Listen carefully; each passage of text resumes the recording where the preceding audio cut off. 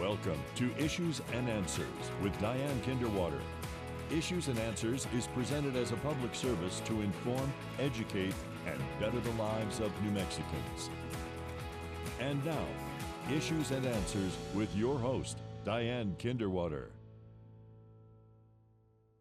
Welcome to the program. I'm Diane Kinderwater. We all have dreams. What's your dream? Well, a lot of us have a dream to own our own business. Maybe because we have a sensational idea, or maybe because we don't want to have a boss. We want to be the boss. Is that your reason to start your own business? Oftentimes it is. People say, I've had enough of my boss. I can do it better. Well, whatever the reason is, having your own business is something that's the American dream. It's fantastic, but it's got challenges. You've got payroll to meet, you've got employees to find, employees to show up, employees to do the job. You've got taxes, burdensome government, in my opinion. We've got a lot of red tape, a lot of hoops to jump through. Woof, all of that, and you're thinking it's easier to be your own boss than to work for someone else? Well, the dream is to have your own business. It starts up possibly as a small business. Well, another problem is finding the financing. Well, we know from another program there is DreamSpring here, a nonprofit in this area that can help you with your dream.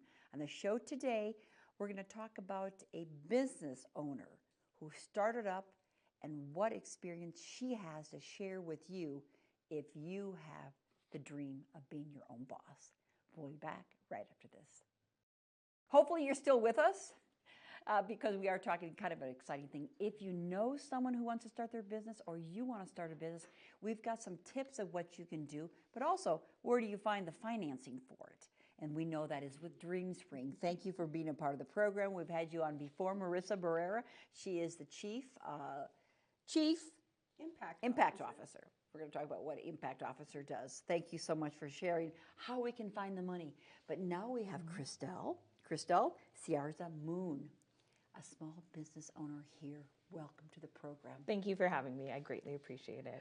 Tell us about your business. Yeah, so I started Ciarza, formerly Ciarza Social Digital. We are a full-service digital advertising and public relations team here in New Mexico. I've been fortunate enough to have the support of DreamSpring and various different clients across New Mexico and the entire nation. And Ciarza specializes in multiple different hats. We're digital first, but we work on video, web marketing, public relations, advertising, and it's been a ride being a business owner for the last 10 years. Okay, we're going to find about that ride, but we're going to start at the beginning of the ride. Of course, that always comes, Marissa Barrera, with funding and financing, which, unless you have deep pockets or rich relatives, is oftentimes hard to find. It can be an obstacle for many aspiring business owners, and DreamSpring is here to take away the obstacle and provide access to capital for business startup or business growth. So we are a local community nonprofit organization that focuses on providing business loans as small as a few $100s all the way up to $2 million. Our average loan size is in the $25,000 range, and we are just so grateful to be able to come alongside entrepreneurs who are starting their journey of small business ownership or continuing on a decades-long journey maybe and trying to grow or expand. So we're definitely here for those capital needs. Christelle, what is your relationship with DreamSpring? Did you start your business by yourself? And first, let's say, why did you start your business yourself? I knew I could do it differently. So I came from a world of public relations and advertising, and social media in 2014 was at its height of just evolving. And I knew that I could help other small businesses and small business owners with understanding what digital marketing, advertising, or public relations needs that they had at the time. So, and that's such things as starting up like a website? Simple as a website, social media pages on Facebook. Facebook Live wasn't even a thing. TikTok wasn't even a thing back then. So as simple as that, or just communicating their message visually and just being a solid advertising agency or an advertising partner. So when I first started, I started out of a small incubator space called Fat Pipe ABQ.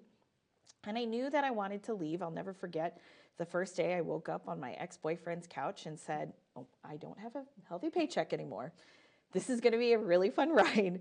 And when I woke up on the couch, I already had my business plan. I already had 4 clients lined up. But I also knew there was a couple things that I just needed that were very small, like a new laptop. I was exploring the opportunity to hire people. And so I came across a nonprofit that helped with microloans, and DreamSpring came along. But did you work in PR? You worked in PR prior to that, and you thought you could do it better. I mean, Different. It was a very disruptive time in the entrepreneur's world, small business world. And 2014 had individuals like Gary Opendahl. You had great businesses like Teen Years, which was just recently featured on an NBC affiliate. All of us were just excited to really take that leap to become a business owner. So that's when I met DreamSpring, and that's when I received my first microloan for a computer. And I met Ann Haynes, the CEO, and we cried together about what it's like to be business owners together. So. It's because you want to do it differently and also be your own boss? Or did you always have a dream to own your own business? I wanted to create a company that was very family friendly and very inclusive. I also wanted to really ride my culture of diversity, equity, and inclusion. So I intentionally made sure that our company just looked so different then in terms of corporate values. So our core values at CRZA are community, diversity, innovation, and quality. So we made sure we hired the top talent. We made sure that we were very family friendly with how we treated our employees, giving them the flexibility to work from home. And in 2014, that was so different. Paid leave, paid sick leave, paid family leave, and also just having contractors, which was, again, foreign at the time. And it was foreign because not many people realize that you can run a company from anywhere across the world, as long as you do it right and you have the right processes and procedures in place. Mm-hmm. I just wanted to be a different business owner, and I'm fortunate enough that the world has evolved to that state right now. So you needed something as simple as a computer, a laptop? That was it. I just needed a laptop, right? And I also just wanted to make sure I had the financial cushion, right? So I literally applied for a loan, $5,000, I think, and I didn't need that much. But I said, you know what, let me just try it and go from there. And that's when I knew that the nonprofit DreamSpring was incredibly supportive. But what's a little bit different from some of the other small businesses that work with DreamSpring, I've just found such joy of being in the community of gratitude, like Marissa, like Anne, like the rest of the folks from DreamSpring, and we've just been part of their story, and they're part of ours for the last 10 years. They're celebrating 30 years? 31 years. 31 wow. years. I'm celebrating 10, and there are other small businesses that are in this circle of gratitude like me. How typical is Christelle? Christelle is amazing. She is such an inspiration and a leader in the business community. She is so uniquely talented. And then some of her story isn't unique in the most wonderful way of a small loan, a small piece of equipment, making a world of difference when someone has a vision and that talent and grit for how they're going to use that asset. And so I just am so grateful to be part of Christelle's story because she is one of those champion entrepreneurs that DreamSpring was created to serve, an entrepreneur who is taking something like a $5,000 loan and over a number of years turning it into a business that is transformational for its employees and its clients. It's just an amazing journey. And you said it's part of the American dream, Diane, and it is. It started as a $5,000 loan? It did. Yes, and there were times where I needed to float payroll, and DreamSpring helped us out. Fast forward, 2020 came, and March 15th was when I sent everybody home. We all didn't know what the world... And how many employees did you have at that point? At that point in time, I had about 10 to 11. Full-time employees? A mix of contractors, employees, and part-timers, and interns, of course. So at that time when the closure started to happen, all of us business owners just started to prepare for the worst. And so luckily, one of the things that I feel is not just an asset in terms of my business assets, but the social assets, right? Social assets is your network. And so I immediately called any banker that I knew when the pandemic happened. And I said, what's happening? What should we do? What does the SBA provide for us, et cetera? And then they came out with the COVID-19 payment protection or payroll protection plans, the PPP. as soon as that program started to roll out, I then found out that DreamSpring was offering those PPPs. I immediately called. I was one of their first clients to actually take advantage of the PPP. So DreamSpring helped me recover from COVID-19 and keep my employees employed. I didn't have to lay off one person at that point in time. And they were receiving money from government funding at that point. So DreamSpring was licensed by the SBA prior to the pandemic to be a community advantage lender. It's an SBA program, and so when the COVID-19 pandemic started and that Paycheck Protection Program began, we thankfully were able very quickly, with our approval from the SBA, to move into providing PPP loans. And Is it a loan? It was a payback, so it was a forgivable loan. So the nice thing was we took out about $60,000 worth of payment loans, and we didn't have to pay 1 cent back because of the SBA and also because of DreamSpring. Now, there's a lot of folks that are out there that the procedure of the paperwork wasn't done correctly. Thankfully, DreamSpring walked me through that everything was fine, everything was simple, everything was, and this is not something we commonly say in small business, everything was easy. Everything was so easy that everything was forgiven very, very quickly. So they did it correctly. Yep, because they did it correctly. So you got through the pandemic. Yep. You have, what, 20 employees or 20 people working for you now? That's substantial. We have an incredible international team, not only here in the United States, but also in the Philippines. I'm a very proud child of an immigrant. Of immigrants. And so my family has been back and forth between the Philippines and here. And so we have some of our team that's paid an equitable wage in the Philippines and also here in the United States. So You said getting the PPP loan through DreamSpring was one of the easy things. Tell me, what is, I mean, it's a challenge. We talked in another program with Marissa about the challenges of being a business owner. I mean, you're taking the risks and providing a service 100%. And employment and paychecks to others. Yeah. The livelihood of my team is sometimes most important to me. Of course, prioritizing myself is important, but my team is my family. I know Gen Z doesn't like to say, oh, family culture is kind of toxic nowadays. You know, yes, sure, but then those owners and business owners are not doing it right. Like, to me, I very much understand the weight of a person's livelihood based off of the job, but I hope that the team that we've built at CRZA is more individuals that want longer careers, right? So for example, my second in command that Marissa knows very well, is Danielle Lucero. She's been with me for 9 years. And a team member in the Philippines has been with me for 8. And our client services manager has been with me for 6. And so jobs are one thing, but the weight of creating a person's career and being a part of their story is a heavy responsibility that I take very seriously. My favorite part of my job is when a team member tells me, hey, I just bought a house. Hey, I just bought a car. Hey, I'm about to go on family leave because I'm about to have a baby. Then I know that they find stability in their work. They find joy in the company, and I can be a part of their long-term story, even if it's just in the peripheral, even if it's not at the center of focus for them. So that's what brings you the joy. Yeah. But again, you are providing a car, a house, a family to so many in our community by offering them a job. They are lucky enough. I'm lucky enough. I'm very much lucky enough, though, that the team that I have earns it on their own. I'm just simply giving them the conduit to do the things that they love. CRZA has been very, very fortunate to have amazing clients, including DreamSpring, amazing clients that make a difference in this world. And so my mission in life is just simply 2 things: create jobs and help people. I can create the job, but the employee has to keep it. And so luckily our team and team members, as we call it at CRZA, have just really flourished on their own, and just simply giving them the avenue to do it has been really exciting. Did you receive any of the training that DreamSpring offers?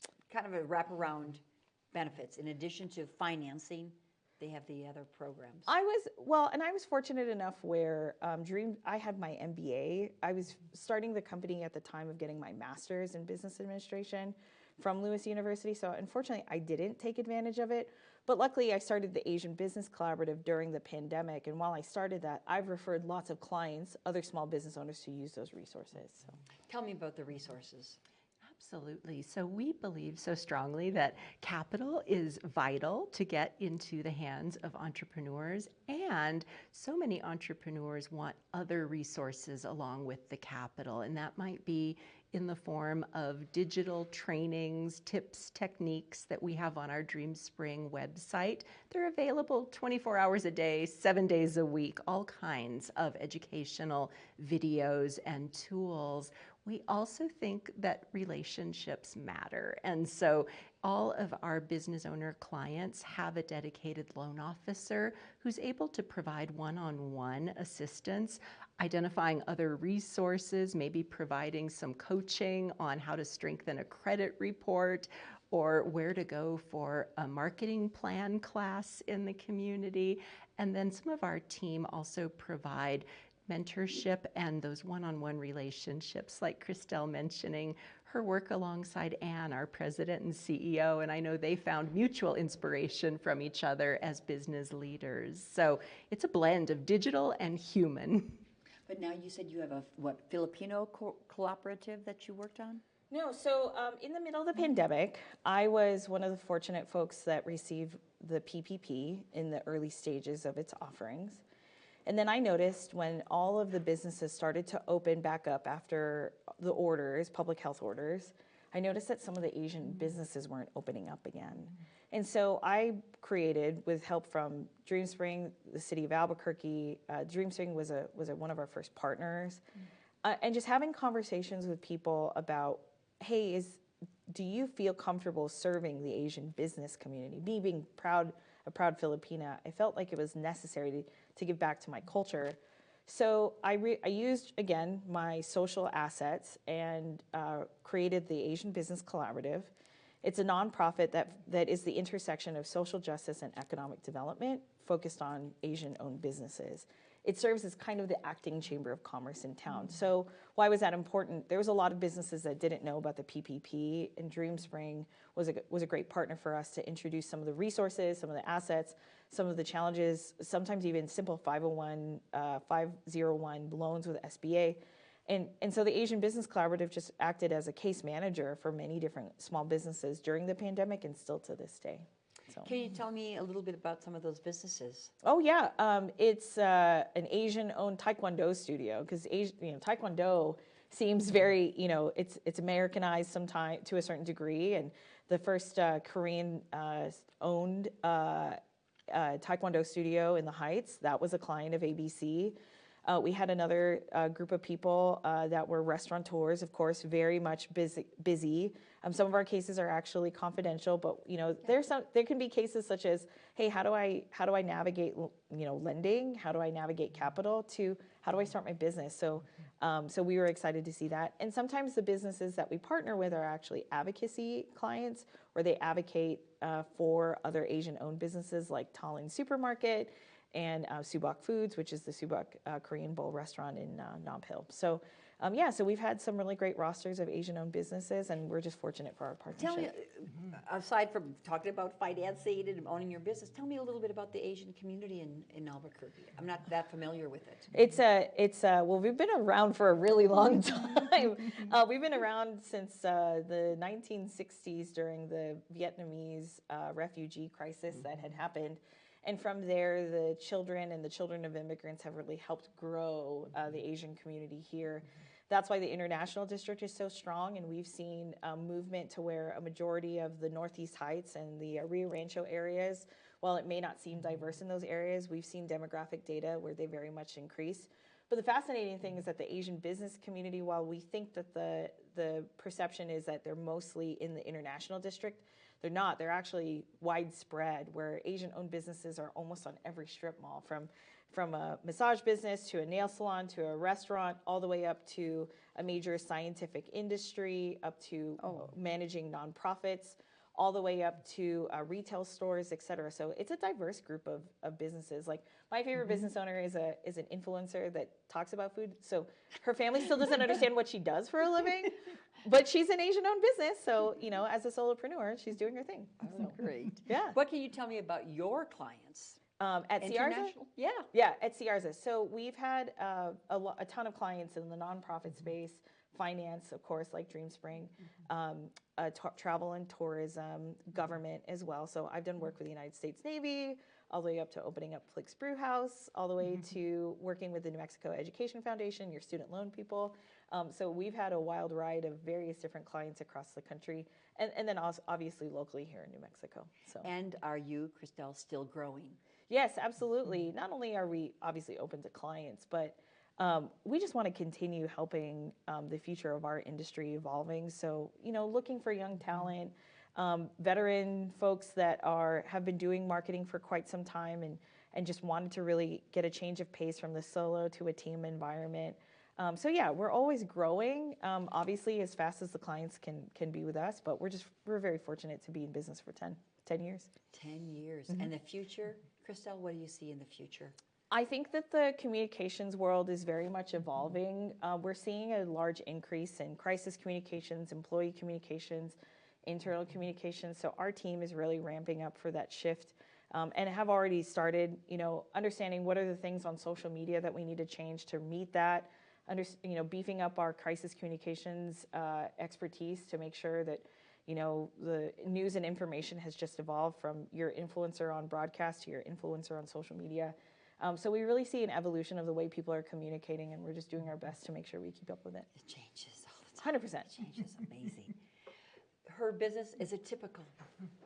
Growing like it has? It's exceptional Okay. in its growth, and it also represents the journey of so many entrepreneurs that we've had the privilege of working with. And so Christelle has achieved amazing things with her business, and she is such a champion for her team, her clients, and the community. And thankfully, I can think of many other DreamSpring clients in other industries who've also had a big impact in the community. And so I think there's just such a beautiful shared spirit among entrepreneurs. There's a leadership that comes with being your own business owner and creating and building something that employs others. And with Christelle, her leadership has impacted Albuquerque for the better in so many And ways. Christelle, you're from San Francisco originally. Went You to have your La Cueva MBA. High. Yes. You went to La Cueva and decided to stay in New Mexico. Yeah, my mom calls me a return to sender because I tried to leave and I just went right back home. So I'm grateful for New Mexico being a part of my story. Even really jumped into, you know, even becoming a hot air balloon pilot. And New Mexico's home. It's my culture. It's my family. Everybody around me is just, you know, incredible. So I'm always really grateful to this beautiful state for being so inclusive and just so diverse to make it feel so comfortable here. So Thank you for that. That's wonderful. We have just a few minutes left. Sure. Tell me about the challenges. What those people who are thinking, or family members who are thinking of becoming a small business owner to begin with, other than the financing aspect, which is challenging enough, what else? What do they? I mean, they need to have a passion. I understand, because you work probably 24/7. yeah. I mean, it's you who you are. It's not your business. It's not your job. It's who you are. What can you share about the trials and tribulations? So I remember when my husband and I met 9 years ago, almost 10 years ago, the second date that I had with him, I said, you need to be careful. You're about to date a small business owner. It is a wild ride, right? And so I said, you have to be careful because it is our livelihood. And so when you become a small business owner, the number one piece of advice that I give to kind of wrap it up is make sure that you have an incredible support system that understands the trials and tribulations. There are times we can't get paid on time. We can't pay ourselves on time. There are times that we cry because we simply fired somebody against the opportunities that we wanted to present.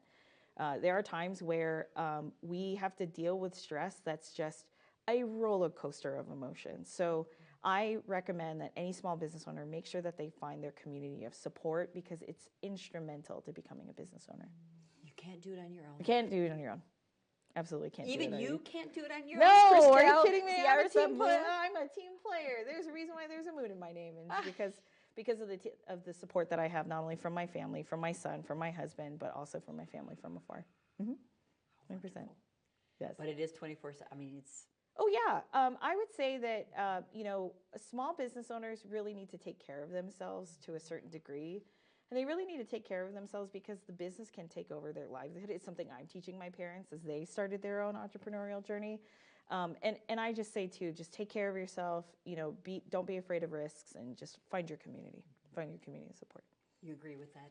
I do. We want to make sure that small business owners in the community know that they don't have to be alone in their business. There are communities of support with family, friends, organizations like DreamSpring, and we're fortunate to be one of many other resources for small business owners, like the Asian Business Collaborative that Christelle mentioned. There's chambers of commerce, there are other nonprofit organizations. So we just encourage anyone who already has a small business or is thinking of starting one, don't be afraid to ask for resources and help. And where can they find you? They can find DreamSpring online at www.dreamspring.org, or they can call us at 1-800-508-7624. And Christelle, how do they find you? Ciarza.com. Just Google us and we'll be able to find us.